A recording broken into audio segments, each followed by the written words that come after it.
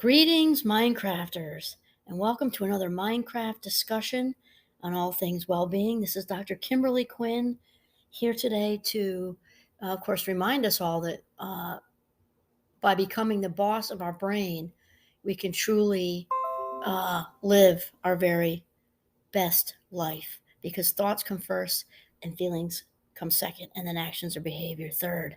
So today, actually, I would like to um, talk about this topic of sort of just not giving a shit. And this is also, I have to do a huge shout out to Sarah Knight because she is the author of The Life Changing Magic of Not Giving an FUCK. I'm going to change it to SHIT. And why all this spelling, I don't really know. Because I think it's just a little easier on the ears. Like, I'm not offended by her book at all. I think she actually did a great job. Just for my own listeners, so I don't have to keep saying FUCK over and over again, we'll just change it to, it's sort of a skill. I think it can be considered an art, I guess, but I think it's more of a skill to kind of learn to sort of dole out, you know, the shits that are, really worthy of giving a shit.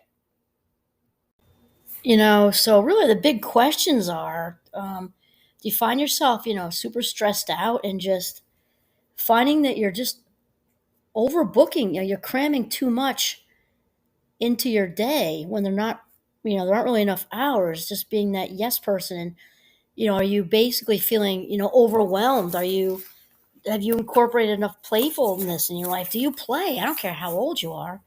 Gosh, I can't even imagine my life without playing. So it comes down to this. Are you stressed out, burnt out, not playing enough, overwhelmed and overbooked? That's what we're talking about. If the answers to any of that are yepers, then it's a good thing you're listening. So, I guess, sometimes those of us find ourselves, giving too many shits. And often it's because we think we have to, and there's a lot of reasons which we're going to talk about. But basically, that's sort of, I guess we could term that obligated shit giving. So, I mean, first it's sort of like a basic breakdown, because the first step is Sarah Knight talks about, again, she uses the other four-letter word there, but is to kind of separate the two columns, what I do give a shit about and what I don't. And then for the don't column, we'll stay there and kind of talk about how to stop giving a shit. And really what we're talking about is our own personal investment of time, energy, and or money. And so basically what we are talking about is our most precious, valuable life minutes, and who and what is worthy of those, and who and what are not or is not. And Sarah comes up, and this book is very good, by the way. Again, I'm just swapping out the words so it's easier on the ears for all of us. I don't have to keep saying it. But she comes up with this not sorry method, and she has it smushed together sort of as one word. And it's really good. It's really kind of busts the boundaries of also codependency. It's really, really good.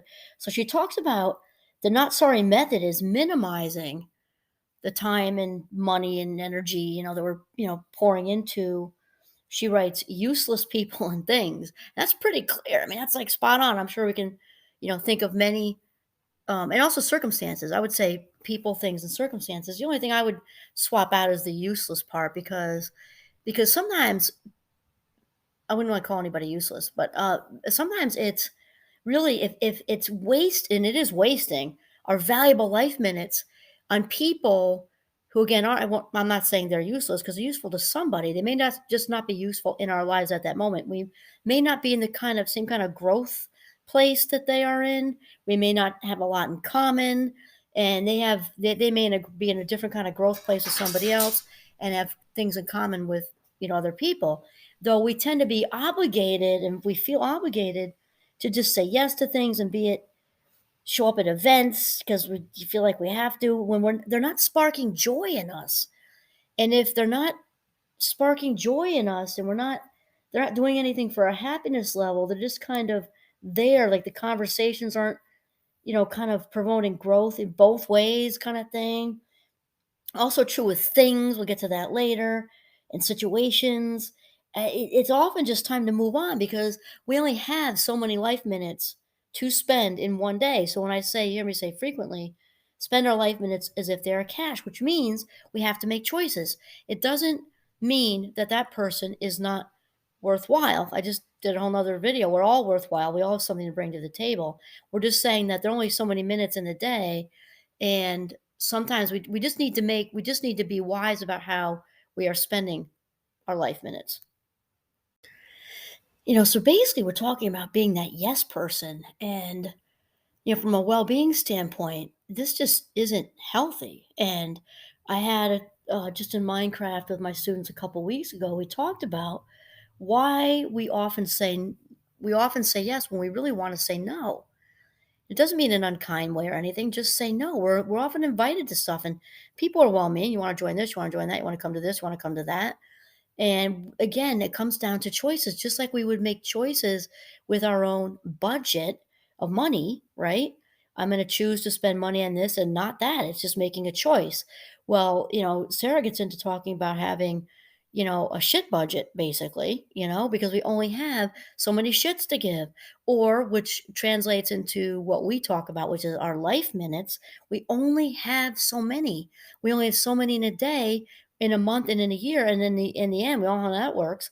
We only have so many life minutes to share and spend on with or on or with other people, circumstances, and on things in this lifetime. It's a limited, very precious, very valuable commodity.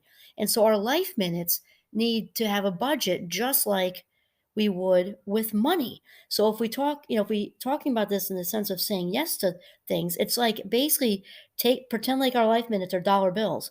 We just say yes to things just all over the place that don't spark joy in us, don't do anything for our happiness level, don't do anything for us, period. And I'm not talking about doing good things for other people, because that would counts as matters to us, right? That's a great thing to give a shit about.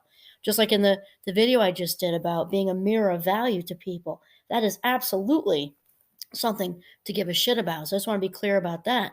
And the truth is we have a limited budget with this, and so we have to plan it out, or just like money can slip right through our fingertips, and then we're at the end of the week or month and like, where'd that go? Now I have no money to do something fun because I just blew it on this and blew it on that, and had some reckless spending. Well, in the end of our valuable journey in this life, we're going to want that 5 minutes, 15 minutes, hour of being 56 or 66 or 36 or 26 or whatever, and not getting it. Just like money gets burned up quickly, so do our life minutes. So basically, we're talking about evaluating, for the things we're saying yes to, uh, spending life minutes on people who don't annoy the heck out of us. That is one thing, and people who also bring us happiness. And so again, the idea is not to just shift all the focus onto being selfish. That is not what we're saying, because again, it brings us happiness to also do something, to do work with foster children, to be that mirror of value, like I just did in the last video. So that all brings us happiness too, because we're doing something valuable for other people. We're helping them see their own value. So I just want to be super clear that it's not about, oh, you're not doing anything for me, see you later. No, yes and no. Okay, so they're not annoying, and I think we all know who these people are. Yet we put up with them and we tolerate them for what? For what reason? For what reason? And then there's people we just genuinely love being around.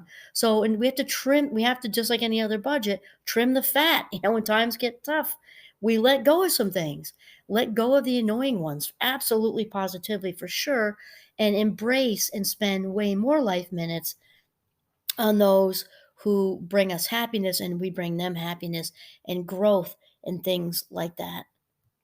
And another thing, to just interject right here, is that we know for sure, Ben, it's been researched like a gazillion times, very Marty Seligman, father of positive psychology.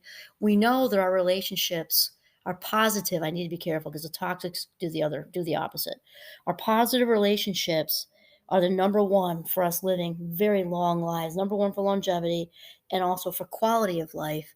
And of course, this is another good reason to do the two columns of who we should give a shit about spending time with and who we don't, is because it is so easy that those who are at the top of our do give a shit about list, the most important people to us are the easiest to take advantage take for not take advantage, I would say take for granted. They're the easiest for us to take for granted. Why? Because they are the most important people for us. To us, the most important people, because we know that we can count on them no matter what. And the people we can count on no matter what, as in we could call them at 3 o'clock in the morning and know that they would, kind of, regroup and listen to us, and we could let them right into our rib cage and tell them everything that just happened with the heartache we just experienced or whatever. Those people who love us unconditionally, top of the list, who we do give a shit about, so much easier for us to take for granted for exactly the same reason that they're so important to us. We know that they're going to love us unconditionally and be there and forgive us no matter what. So the give a shit list is about really prioritizing the people in our life. It's not just the people, but they're obviously the most important, who we give a shit about and who we don't, which again, aesthetically doesn't mean we don't care about somebody. It just means that there's only so much time in the day to spend, with our valuable life minutes. And we need to really regroup and hone in on, who we really, really, really want to prioritize and spend our very valuable life minutes on and with. And then Sarah Knight says that most people give away their shits. She says FUCKs. Most people give away their shits without much thought. Feelings of guilt, obligation, or anxiety cause them to have in a manner of that, while least objectionable to other people, is often detrimental to their own levels of annoy versus joy. That is absolutely the truth. So when I ask my Minecrafters, why is it that we remember they're mostly 18 to 22, emphasis on the 18 end, 18, 19 end. And they right away it rolls out of them because I'll feel badly. And then we ask for a few more layers of badly. And it means guilty. I feel guilty that I'll hurt their feelings. They're very clear about needing external approval. Of course, they're in the developmental zone for that. Not that we can necessarily to always shake that or do shake that by the time we're 50, but they're way more of a developmental age range for that silent audience thing and caring what other people think. So they're right away talking about the need for external approval. We say yes because we need approval from other people.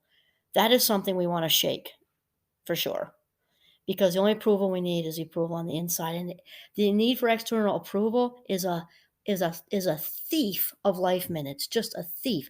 So my students talk about, okay, the need for the approval. I feel guilty. They might not like me. And then there's the whole FOMO thing, fear of missing out, for anybody who's in the seasoned range and doesn't speak young adult.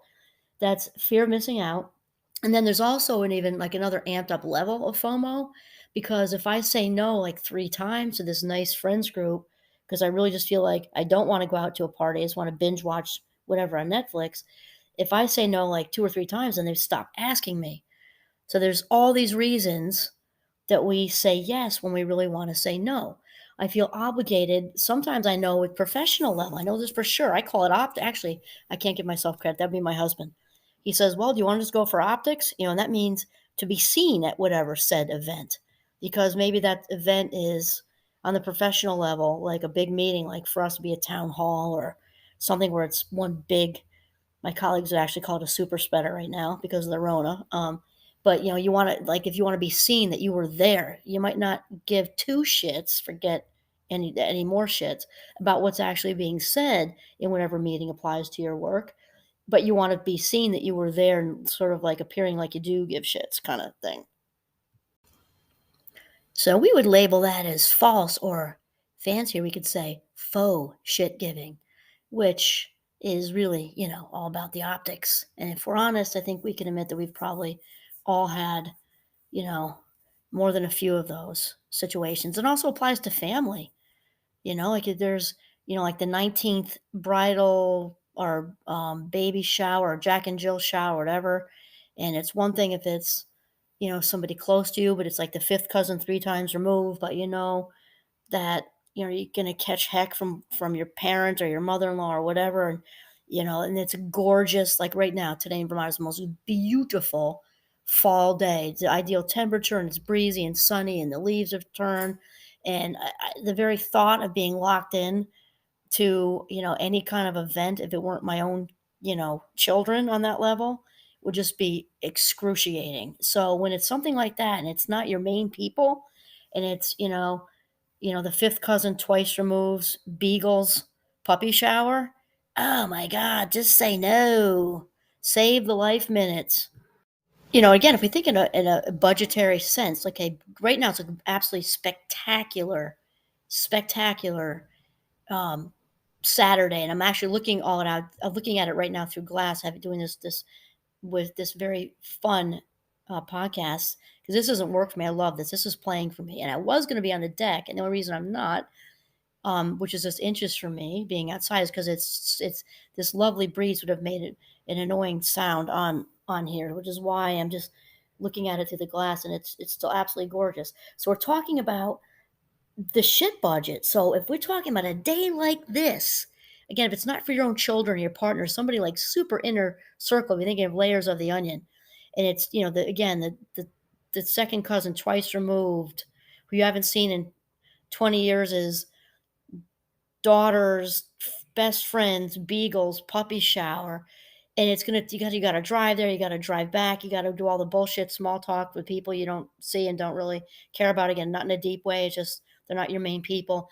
Think of what that chunk of that's taking out of your budget on a day like this, when you could be hiking, you could be having wild, passionate sex with your partner on the deck with no one looking but the beautiful foliage. You could be doing anything, anything. And then, at the hour there, the hour back, the few in the middle, 5 hours of a gorgeous day where it's not life giving for you. It's small talk and it's just dumb versus, it's your own child, or maybe it was your favorite cousin or something like that. Totally different, where you can't wait to get there. You spend tons of time picking a valuable gift rather than just throwing a check at it because to check the box kind of thing. Totally different scenarios. It's so important to look at your shit budget, shits that you're willing to give on this gorgeous day.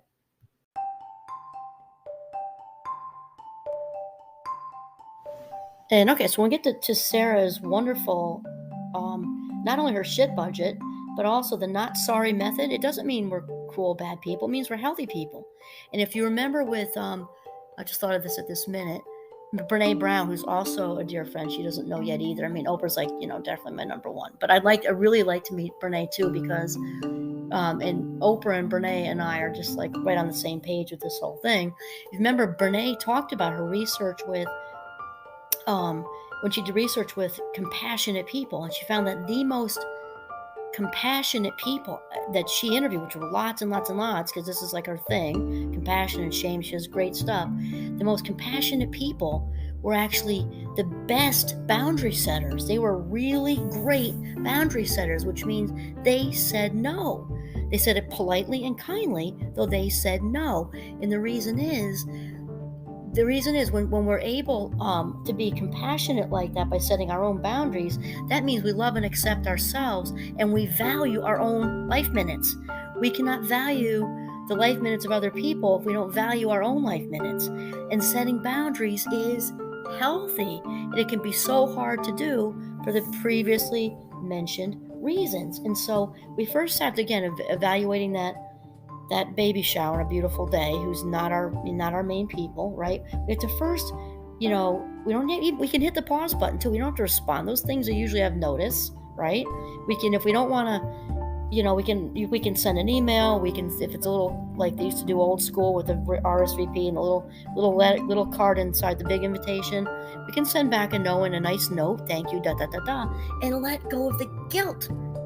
Guilt has its job of keeping us from slashing people's tires and saying vicious, spreading vicious rumors and punching people in the schnozzes. But guilt, after keeping us, sort of keeping us in a place of playing nicely with each other, if we mess up or whatever like that, after that, guilt is a horribly useless and crippling emotion.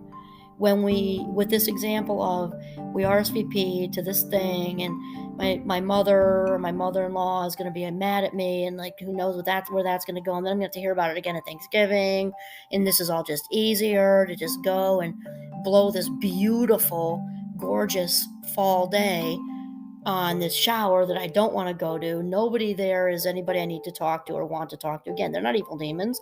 They're just not doing it for us. It's a 5 hours of wasted small talk that isn't life-giving, does not bring about any happiness or spark joy, which would be the next level up. And yet I'm feeling guilty. Think about that. That means we are valuing all these other people more than yourself. And we're not talking about being selfish in a bad way. We're talking about being selfish in a good way, because that is a gigantic waste of life minutes. So it would be like, in a money sense, not really caring about the pair of shoes you just walked by, but I might need them, use them later. So I think I'll buy them in 5 different colors just in case, and blowing a ton of money on shoes you don't care about in 5 different colors that you're not going to wear and throw in a closet. Like, it's not different. It's not a great use of your give a shit budget.